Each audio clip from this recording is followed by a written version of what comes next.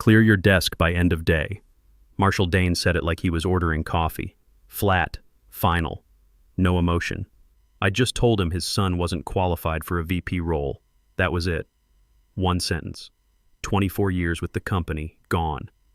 This was Thursday, 4:30 p.m., late April. By 6 p.m. my badge wouldn't swipe. By Friday morning my name was erased from the company directory, like I'd never existed. I'm Howard Brenner, I'm 52. I used to run strategic operations at Dane Global Industries, a $2 billion logistics and supply chain company based in New York. Used to being the key phrase. Here's how I went from their most valuable ops guy to unemployed in 48 hours. And here's how I walked back into their boardroom 6 months later holding a contract that gave me control of everything they'd tried to take away. Let me back up to that Thursday afternoon. I'd just finished a vendor compliance meeting when my assistant handed me a note. Marshall wants to see you. Conference room C. Now. No context, no explanation, just the CEO summoning me. I wasn't worried.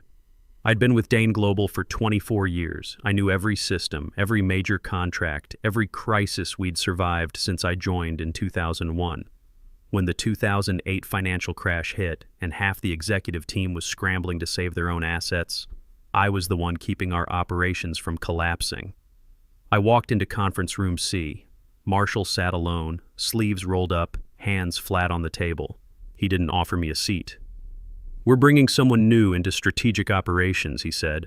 No pleasantries. My son Bradley, I want you to train him for the VP role. Bradley Dane, 28 years old, MBA from some Tier 2 program, exactly 6 months of consulting experience at a firm that went under 3 months after he left. I'd met him once at the holiday party. He spent most of the night telling our head of logistics that traditional supply chain thinking was obsolete, while drinking something he kept calling an artisanal IPA. I kept my expression neutral. Marshall, he needs field experience first. Minimum 3 years before this kind of position. His jaw tightened. He's sharp. He has new perspectives. He's ready. He's not qualified. Dead silence. Nobody moved. Marshall's pen tapped once on his notepad. He nodded slowly. Clear your desk by end of day. That was it. No discussion. No warning. Done. I walked back to my office, tried logging into the system to forward some files to my personal drive. Password denied. Tried again. Denied. Called IT. Voicemail. Emailed HR. Auto reply. By 6 p.m. my security badge wouldn't open the front door. I sat in my car in the parking lot at 9:30 p.m. that night. Didn't go home. Made a call instead. Victor Lang. We'd met 10 years back when we were on opposite sides of a merger negotiation. He was ex-military, logistics, and supply chain background, the kind of guy who could see problems before they happened. He'd left corporate 5 years ago to start a tech company. We stayed in touch, grabbed beers a few times a year to talk strategy. I told him what happened. You still working on that AI decision platform you mentioned? I asked. Opticore? Yeah, why? I'm available. Strategy, operations design, client relations, whatever you need. Starting tomorrow. He didn't ask questions. My office, Monday morning, 9 a.m. That weekend I made 2 more calls. One to a vendor partner who'd worked with me at Dane for 6 years. Another to a logistics consultant who'd been trying to recruit me since 2022. Both conversations ended the same way. Let's stay close. Things are about to shift. Monday morning, early May, I met Victor at his Brooklyn office. Small space, clean setup. He opened his laptop and walked me through Opticore's prototype. It was a strategic decision engine. AI-powered. The idea was to simulate executive-level judgment using predictive algorithms, market analysis, and real-time operational data. No committee meetings, no politics, no CEO's unqualified kid torpedoing a $250 million contract because he had a feeling. What do you need? I asked. Someone who knows how companies actually work. Someone who's seen bad decisions up close and still made things function. I thought about it for maybe 10 seconds. 4 months, I said. Give me 4 months. We'll have 3 pilot clients and enough performance data to pitch the firms that matter. He smiled. You always this confident right after getting fired? I didn't get fired for being wrong. I got fired for being right. Different situation. We shook hands. By late May, we had our first pilot client, a mid-sized logistics consultancy that had been losing money for 2 straight quarters. Revenues around $40 million annually, but margins were collapsing. They'd been a Dane Global partner 4 years earlier. I'd worked with them directly on a major restructuring. They remembered. We implemented Opticore's system. Within 3 weeks, the platform identified vendor contract inefficiencies they'd completely missed. Saved them $140,000 in the first month. Annualized, that was close to $1.7 million. They were sold. We had validation. Word started spreading. By June, 2 more clients signed on, both small to mid-tier operations companies. Both wanted results without executive bloat. That's when I started hearing things about Dane Global. I wasn't stalking Dane Global, but I had people on the inside who still talked to me. Javier Ortiz was one of them. Veteran in vendor relations, someone I'd mentored for 8 years. He sent me a text around 11 p.m. on a Tuesday in late June. Bradley's drowning. 3 client escalations this week. He told the Hendricks account they were thinking too small. They walked. I didn't reply, just noted it. The Hendricks account was worth $12 million annually. Automotive parts distribution. They'd been with Dane Global for 9 years. Solid relationship, steady revenue. Bradley had been in the VP role for maybe 3 weeks. A week later, another message from Javier. We lost the pharmaceutical logistics contract. Bradley missed 2 client calls. Said he was strategizing. I could picture it. Bradley in his office with a whiteboard covered in buzzwords, thinking he was innovating while actual revenue walked out the door. By July, Opticore had 5 clients. All of them came through referrals. We weren't advertising. We were just delivering results, and people noticed. That's when Rachel Torres reached out via LinkedIn. She'd been a mid-level strategist at Dane Global, sharp analytical mind, completely underutilized. 2 years ago, they'd transferred her to some non-core project to make room for someone's nephew. Heard you're doing something new, she wrote. Any chance you're hiring? We brought her on within a week. She understood operations the way good people do, not from textbooks, but from actually fixing problems. She fit into Opticore like she'd been there from the start. Turned out half the people I'd trained at Dane were quietly looking for exits. Bradley had made it clear he thought anyone over 40 was old school and resistant to disruption. He used that word a lot. Disruption. Meanwhile, Marshall kept promoting him. By early August, Bradley was Executive VP of Strategy.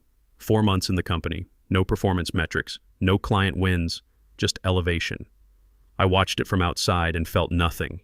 They were making their choices. I was making mine. August was when things started falling apart publicly for Dane Global. They lost a major automotive contract, the one I'd personally closed back in 2019. The client called it strategic realignment. Industry translation. They had no confidence in current leadership. Then the real disaster hit. Dane Global had been pursuing a federal contract, defense logistics. $280 million over 5 years, roughly $56 million annually. It was exactly the kind of project I used to manage. Multi-year timeline, strict compliance requirements, complex coordination across 6 agencies. Bradley took point on the pitch. This was late August, about 4 months after I'd left. According to Javier, who heard it from someone in the room, Bradley showed up to the final presentation with a slide deck about next-generation supply chain thinking and disrupting traditional models. The agency reps asked basic questions: compliance protocols, risk mitigation frameworks, contingency planning for supply interruptions. Bradley couldn't answer. He delegated those sections to a junior analyst who wasn't even present. He actually said, "We're focusing on innovation, not legacy processes." They lost the contract. $280 million, gone. The agency went with a competitor who understood that federal work requires precision, not buzzwords. 2 weeks later, a trade journal ran a story. Dane Global faces leadership challenges amid strategic transition. Corporate speak for everything's on fire.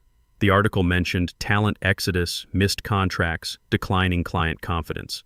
It quoted an anonymous industry source saying the company seems to have lost its operational foundation. That source wasn't me. Didn't need to be. The numbers spoke for themselves. Dane's stock started dropping, not catastrophically, but steady, down 8% in 3 weeks. Shareholders started asking questions at board meetings. By September, Opticore had 7 clients, mid-sized firms, mostly logistics and supply chain operations. We weren't chasing Fortune 500 companies. We were building a reputation with companies that needed real solutions. One of those clients was Northridge Logistics. I'd worked with them 6 years earlier during my Dane days, helped them restructure their way out of near bankruptcy. Their regional partner called me directly. We're evaluating some contract restructuring options. You still consulting? I'm with Opticore now, I said. Send me the details. They signed within a week. 3 months later, they'd cut operational costs by 18% and expanded into 2 new regions. They started recommending us to other firms. That's how you build momentum. One result at a time. No press releases, just performance. By late September, Dane Global's problems weren't inside information anymore. They were public record. Stock down 14% from its April peak. Senior talent leaving in clusters. Operational costs up 19% while revenue was flat. Client satisfaction surveys showing steep drops. Marshall called an emergency board meeting. I heard about it through industry channels. The company was bleeding. Not dying yet, but hemorrhaging. That's when the call came. Early October, it came through Opticore's business inquiry form, a formal request from Dane Global's board liaison. They wanted to discuss strategic operational consulting and performance optimization solutions. Victor forwarded me the email. Subject line, interesting development. I read it twice. Professional language, polite urgency, no names mentioned except the board liaisons. They don't know I'm involved? I asked Victor. Your name's nowhere on our public materials. I'm listed as founder and CEO. You're internal. Far as they know, you vanished.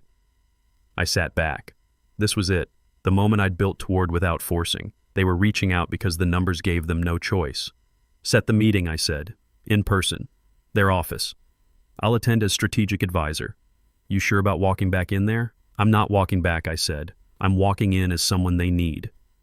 The meeting was set for 2 p.m. on a Thursday in mid-October, 6 months after they'd fired me. I arrived at 2:07 p.m. Late, on purpose. Let them get settled. Let them think they were in control.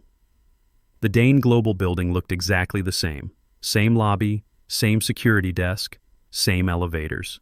The guard didn't recognize me. Why would he? I'd been erased. Conference room C, the same room where Marshall had fired me. Long glass table, high ceilings, bottles of water with the Dane Global logo, some kind of poetic symmetry there. Marshall sat at the far end, Bradley on his right, their CFO, a guy named Richard Moss, on the left. 2 board members I recognized sat across from them. One was an older man in a navy blazer, Gerald Pitts, who'd been on the board since 2015. The other was a woman in her 50s, Andrea Coleman, brought on last year for her finance background. Victor and our legal counsel were already seated. They looked up when I entered but didn't react. I walked to the empty chair beside Victor, set down my folder, and sat. Bradley glanced over. His eyes passed over me, then snapped back. He froze. His face went pale, but he didn't say anything.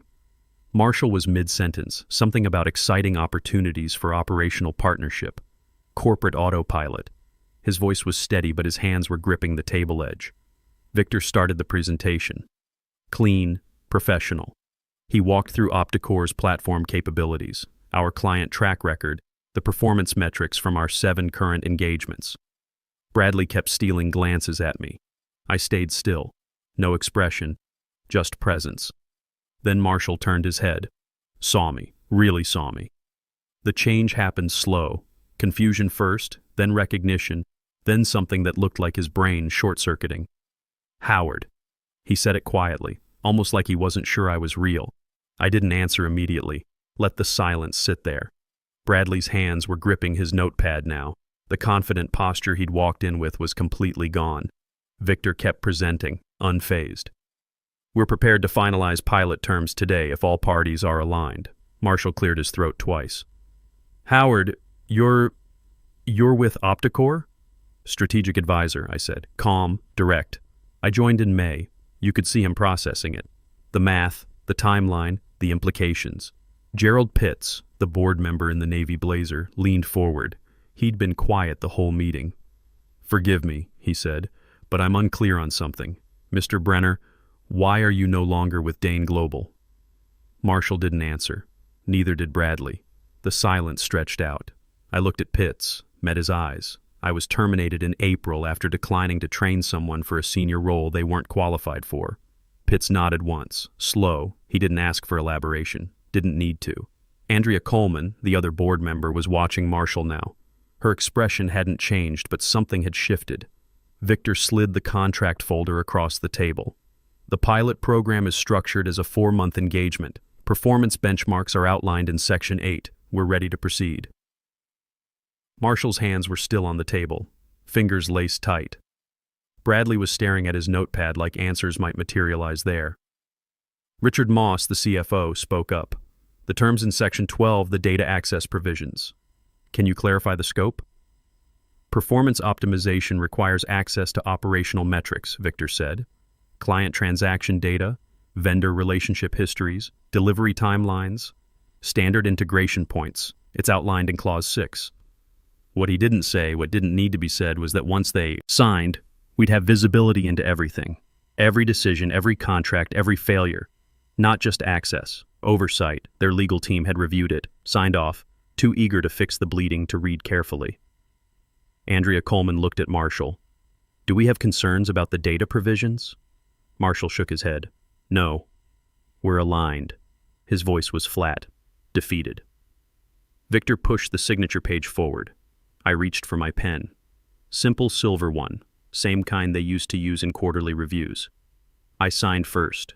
Howard Brenner, Strategic Advisor, Opticore Solutions. My name in one smooth line. Marshall signed next. His hand hesitated for half a second before touching paper, but he signed. Bradley didn't sign anything. He wasn't authorized. Just sat there watching his father hand operational control to the man he'd replaced me with his unqualified son for. Victor gathered the documents. We'll send the implementation timeline by end of week. Our team will coordinate with yours on the integration schedule. I stood. No handshake offered. I picked up my folder and looked around the table one last time. Same room, different equation. As I turned toward the door, Marshall's voice came from behind me. Quiet. Why didn't you tell us it was you? I stopped, turned halfway back. You didn't ask, I said. You made a decision. I made mine. Then I walked out. The hallway was quieter than I remembered. My footsteps on the polished floor, past the security desk, past the elevators, out the front entrance. Outside, the October air was cool, almost 5 p.m., still bright out, that late afternoon light that makes everything look sharp. I walked 2 blocks before I stopped, found a bench near a small plaza and sat down. My phone buzzed. Unknown number. This is Alan Grayson. We met at the Canwell Advisory event last year. I've been tracking Opticore's growth. If you're ever interested in a formal CEO position, I have a board ready to back you. I read it twice. Didn't respond. Maybe later. Maybe not. Because right now, I didn't need a title. I had something better. I had built something they couldn't take away. The implementation started the following Monday. Victor sent over our integration team. 3 analysts, all people who knew how to read operational data without needing their hands held. They set up in a conference room at Dane Global and started pulling reports. Within 48 hours, they'd identified problems I already knew existed but now had documentation for.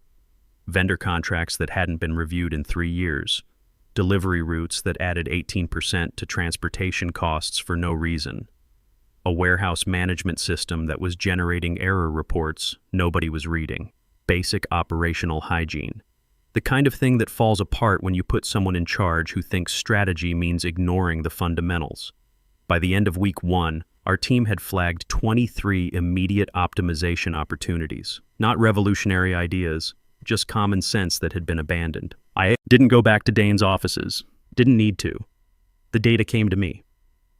Victor and I reviewed it over coffee one morning in early November. He scrolled through the report on his laptop and shook his head. How did they let it get this bad? They promoted someone who thought experience was a liability, I said. And then they defended that decision instead of fixing it. Bradley's still in his role? For now. That changed 3 weeks later. Mid-November, I got a text from Javier. Emergency board meeting today. Bradley's out. Effective immediately. No details. Didn't need them. The board had finally seen what I'd seen 6 months earlier. Bradley wasn't qualified.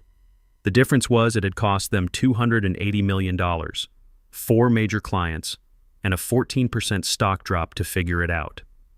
Marshall reassigned him to some advisory role. No direct reports, no decision authority, corporate purgatory.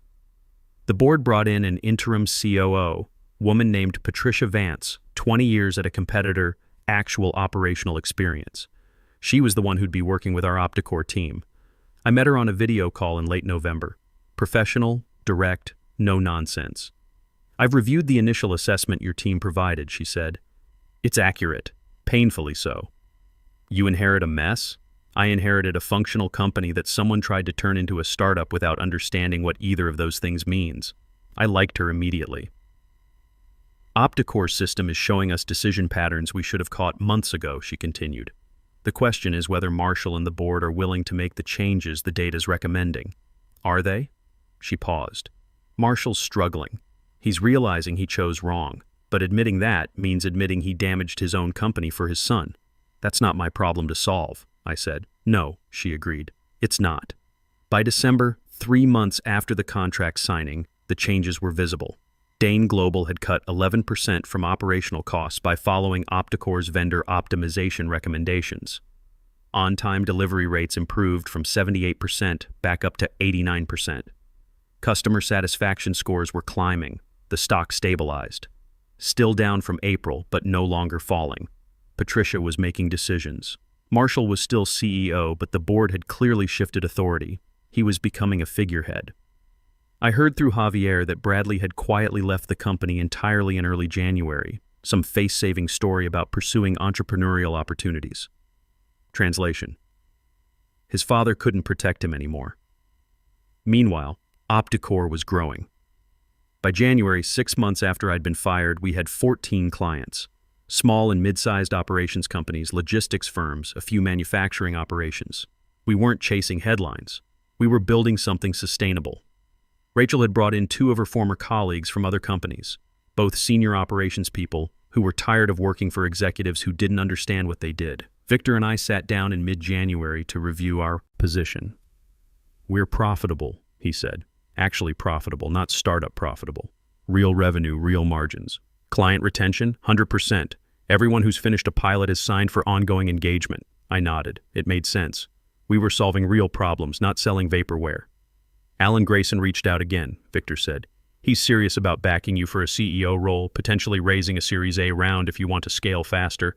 I'd been thinking about that offer for months." "What do you think?" I asked. Victor leaned back. "I think you could build something big. Bigger than this. You've got the reputation now. People know the Dane Global story, even if they don't know all the details, but you don't need to. We're growing at a sustainable pace. No investors to answer to, no board pressure. We make decisions based on what's right, not what looks good in a pitch deck." He was right. "I'm not interested in empire building," I said. "I'm interested in doing work that matters with people who know what they're doing. Then we keep going as we are." That was the decision. No Series A, no scaling pressure, just steady growth with clients who valued competence. In February, 7 months after being fired, I got an email from Andrea Coleman, the Dane Global board member who'd been in that October meeting. Subject line, confidential inquiry. She wanted to know if I'd consider returning to Dane Global. Not as an employee, as a board advisor. The board wanted operational oversight from someone who actually understood the business. I read the email twice. Then I wrote back, "Thank you for thinking of me. I'm not interested in returning in any capacity. I'd recommend you continue working with Patricia Vance. She's competent. Respectfully, Howard Brenner." Short, professional, final. I wasn't angry, wasn't bitter, just done. They'd made their choice when they valued loyalty over merit. I'd made mine when I built something new instead of trying to fix something broken. By March, Opticore had 18 clients and a waiting list. Victor hired 2 more analysts. We moved to a bigger office in Brooklyn, actual conference rooms instead of the small space we'd started in. I kept my title as strategic advisor. Didn't need to be CEO, didn't need my name on the website. The work spoke for itself. One afternoon in late March, almost a full year after being fired, I was reviewing a client proposal when my phone rang. Unknown number. I almost didn't answer, but something made me pick up. "Howard Brenner?" "Speaking. This is Gerald Pitts. We met last October. I'm on the Dane Global board." I remembered. Navy blazer. the one who'd asked why I was no longer with the company. "What can I do for you, Mr. Pitts?" I wanted to call personally. "Marshall Dane is stepping down as CEO. The board asked for his resignation last week. It's not public yet, but it will be within a month." I didn't say anything, just listened. Patricia Vance is taking over as CEO. The board has full confidence in her. "She's a good choice," I said. "I wanted you to know," Pitts continued, "that your work with Opticore these past months, the data and recommendations your team provided, that was a significant factor in our decision. We saw what the company looked like under competent operational oversight. We realized what we'd lost. I appreciate you telling me. There's no expectation here," he said. "No ask. I just thought you deserved to know that you were right. About Bradley, about the direction of the company, about all of it." We talked for a few more minutes, professional, cordial, then ended the call. I sat at my desk for a while after, looking out the window at the Brooklyn streets below. 24 years I'd given to Dane Global. Built their operations from functional to exceptional, and they'd thrown it away in a 5-minute conversation because I told the truth. But that decision, their decision, had led me here, to a company I'd built with people I respected, to work that mattered, to a position where I controlled my own value instead of waiting for someone else to recognize it. They wanted loyalty without respect. I'd given them results without mercy.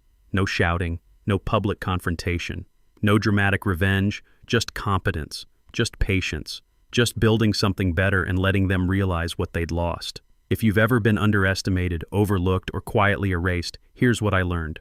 Your comeback doesn't need to be loud. It doesn't need to be fast. It just needs to be undeniable. Build something they can't ignore. Do work they can't dismiss. Create value they can't replicate. And when they finally realize what happened, when they finally understand what they threw away, you'll already be somewhere better. Not because you needed revenge, because you needed to prove something to yourself. 24 years, one word, one decision. That's all it took to end one story and start another. Choose your battles, win them quietly, and when the dust settles, make sure you're standing on something you built, not something someone gave you permission to have.